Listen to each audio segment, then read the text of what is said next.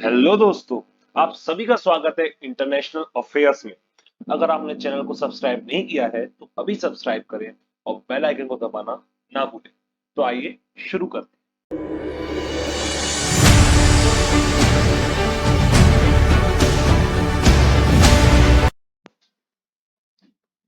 तो आज का हमारा टॉपिक है ग्रुप ऑफ सेवन, जिसे G7 भी कहा जाता है। 7 कंट्रीज का एक समूह है।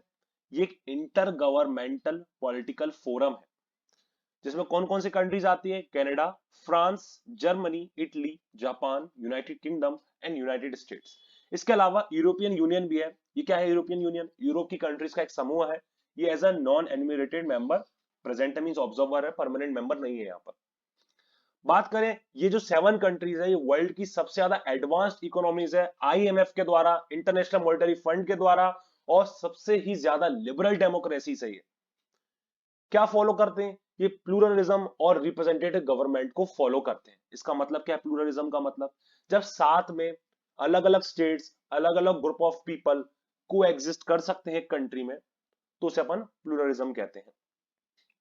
बात करें ओरिजिनेशन कहां से हुआ इसका, सबसे पहले एक फाइनेंस मिनिस्टर्स की मीटिंग हुई थी 1973 में, इन G7 के फाइनेंस मिनिस्टर्स की।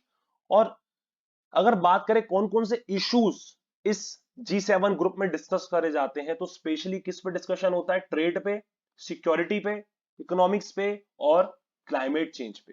तो ये इनके कुछ इंपॉर्टेंट टॉपिक्स है जिसके बारे में डिस्कशन होता है इस ग्रुप में। तो बात करें G7 जो कंट्रीज है लिबरल डेमोक्रेसीज है, ये कैपिटलिज्म को फॉलो करती है। और मेन कारण क्या था G7 बनाने का? उस समय यूएसएसआर की विचारधारा क्या थी? कम्युनलिज्म की थी। तो उसकी वजह से काफी सारी कंट्रीज कम्युनलिज्म को अपना रही थी। तो ये कंट्रीज जो थी G7 की, ये चाहती थी कि कंट्रीज कम्युनलिज्म ना अपनाते हुए कैपिटलिज्म को अपनाए। तो उसको टैकल करने के लिए भी ये ग्रुप बनाया गया था। तो उस समय एक इनफॉर्मल मीटिंग हुई थी, US secretary of treasury George ने करवाई थी। फाइनेंस मिनिस्टर्स की हुई थी, जिसमें कौन कौन ने पार्टिसिपेट करा था? वेस्ट जर्मनी, फ्रांस और यूके ने पार्टिसिपेट करा था। वेस्ट जर्मनी क्यों है? आपको पता ही होगा, वर्ल्ड वॉर 2 के बाद क्या हुआ था? जर्मनी को 2 पार्ट्स में डिवाइड कर दिया गया था, एक वेस्ट जर्मनी और एक ईस्ट जर्मनी। उसी प्रकार से बर्लिन को भी 2 पार्ट्स में डिवाइड कर दिया गया था, एक वेस्ट बर्लिन, एक ईस्ट बर्लिन। यहाँ पर एक बर्लिन वॉल बना दी गई थी। एक साइड यूएसएसआर को दे दिया गया था और दूसरा साइड फ्रांस, यूके और यूएसए को दे दिया गया था।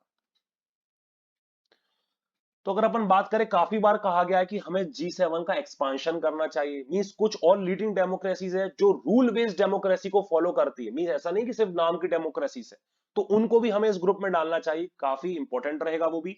तो अभी फिलहाल 4 ऐसी कंट्रीज है जो कि एज अ ऑब्जर्वर प्रेजेंट है, मींस परमानेंट मेंबर्स नहीं है इस ग्रुप का। इंडिया, इंडोनेशिया, पोलैंड और स्पेन। बात करें अगर क्रिटिसिज्म एंड कंट्रोवर्सी की, काफी क्रिटिसिज्म हुआ है इस ग्रुप का भी। सबसे पहला 2014 में suspension and subsequent exclusion of Russia. Means पहले ये G7 नहीं था, ये G8 था। मींस इसमें टोटल 8 कंट्रीज थी, ये 7 कंट्रीज प्लस रशिया भी इसका पार्ट था। बट 2014 में क्या हुआ? रशिया ने यूक्रेन का एक पार्ट पे कब्जा कर लिया था जिसका नाम था क्रीमिया।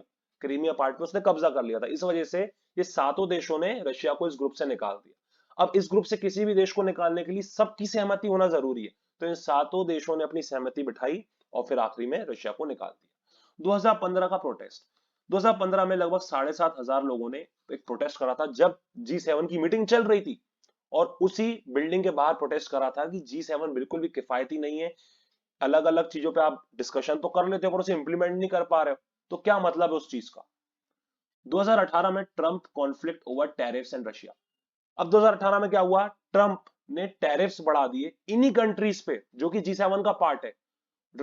एल्यूमिनियम और स्टील पे काफी ज्यादा टैरिफ्स बढ़ा दिए थे। इस वजह से इन्हीं देशों में काफी अनबन बन गई थी। 2019 के अमेजोन रेन फॉरेस्ट और ब्राजील की अगर बात करें, यहां पर फायर लग गया था अमेजोन रेन फॉरेस्ट में। तो ये ग्रुप क्या है? काफी रिच कंट्रीज का एक समूह है। तो ये काफी बार क्या करते हैं? पैसों को दूसरे देशों में दान भी करते हैं जहां पर कभी ऐसी कोई रिक्वायरमेंट होती है, कभी कोई प्रॉब्लम आ जाती क्लाइमेट चेंज की वजह से या कुछ भी। तो उस समय इन्होंने जो पैसे को सैंक्शन करा था वो काफी ही कम पैसे थे।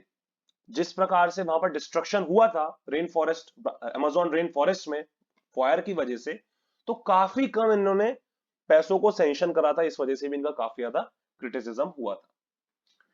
तो मुझे लगता है कि आपको G7 का कंप्लीट नॉलेज हो गया होगा। तो मिलते हैं फिर अगले वीडियो में, तब तक के लिए tata, bye bye and all the very best.